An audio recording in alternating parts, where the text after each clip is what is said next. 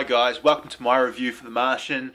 Last night I got to experience The Martian on the big screen for the first time. This is Ridley Scott's new movie starring Matt Damon, if you don't already know. It's based on the book by Andy Weir.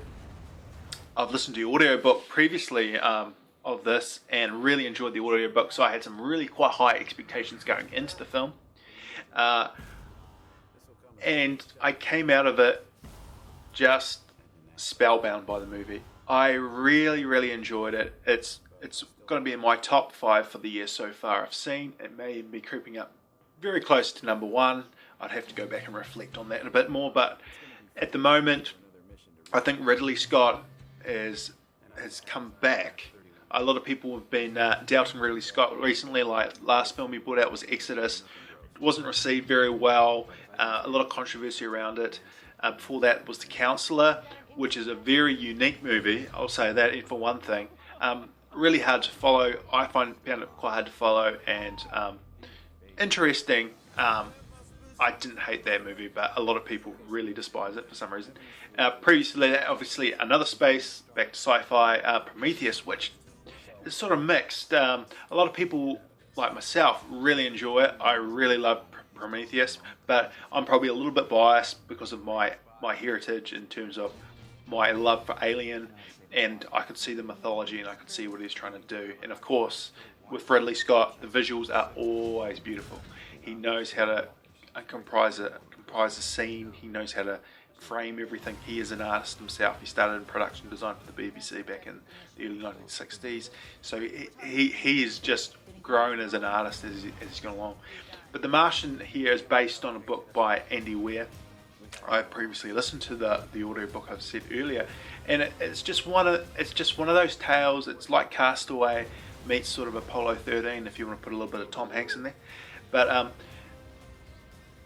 it's one of those ones where you get really heavily invested in the character of Mark Watney, and I think Matt Damon has done a stellar job here portraying the humour in the character, the sense of loneliness and despair that he has, as well as, you know, things go wrong and it's not all plain sailing, and you see the emotion and his reaction to these things, and you feel for the guy all the way through.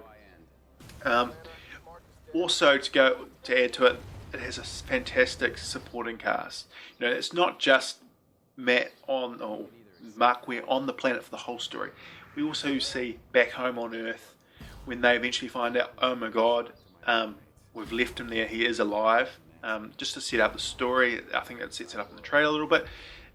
Basically, there's a mission to Mars. It's called the Ares 4 mission, if I believe, and they have to get off. They have to abort the mission. There's sandstorms happening, and their escape craft is about to tip. So they've really got to get out and try and get back to them and go home, essentially. And in the events that happen, Mark Watney's character gets basically hit by some debris and basically lost, and they have to leave him. They believe he's dead. His suit, his everything, his what do you call it, vitals are all showing that they're not responding. So they assume that he's actually died. So they begrudgingly leave. They have to. They've got no choice. Otherwise, they would have been stranded themselves. So in the midst of that, the Ares team go back. They think they've lost a friend, but it's further down the track on Earth. They figure out that, oh no, he's actually alive, when they start seeing satellite images of things around the base camp being moved around and things like that, and they go, oh no, what are we going to do? They don't tell the crew at this point. They try to figure out how we're going to get communications to him, how are we going to figure out to get him home. By this stage, they've had funerals for him. The media are all on top of it. The great cast, everyone back at home, everyone just bounces off each other fantastically, and it's all to try and get him home. They don't all necessarily agree on how they should do that, and by the time they get communications back to Mark, he's already established himself set himself a plan on how to survive by growing food. How do I do that? There's a great line in it. I survived by eating potatoes that I grew my own shit. It's just that there's a great line in the trailer that it's in the book. I've got to science the shit out of this, and that's basically what he has to do.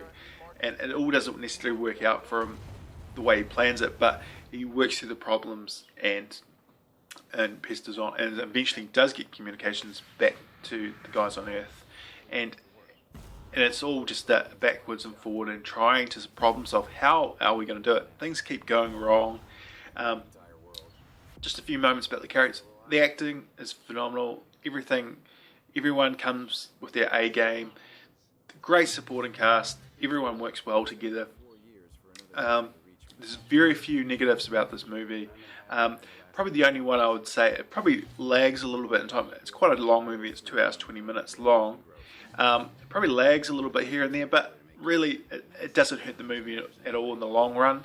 You could have trimmed it down here or there, but as from the book, there's a lot more in the book that goes into the science a little bit more in depth, which they don't really have time for in a 2.5 hour film. As an adaptation of a novel, I think it really hits the themes and it really hits the spirit of the book, even though it doesn't necessarily follow everything in the book, but it does basically covers off the key moments and the really important things in the novel. But it's just frankly just a phenomenal movie. I think Ridley Scott's just done a phenomenal job of the execution, and it's just one of those you feel a little bit of the emotion. You know, a lot of these summer blockbusters, you don't necessarily feel the emotion, you don't feel the stakes, but you do feel the stakes in this movie.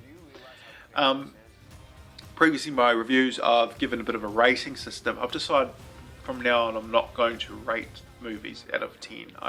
I think it's more beneficial for people to maybe hear some opinions and judge things for themselves now, rather than score something out of 10.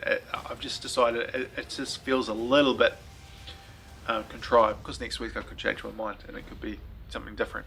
So I think it's, from now on, I'm not going to rate things out of 10, but I'm just going to give it just an enjoyment factor, and I really enjoyed the movie. I really recommend people go out and see it. I didn't see it on IMAX. I think if you see it on IMAX, you'll probably get an experience, a heightened experience.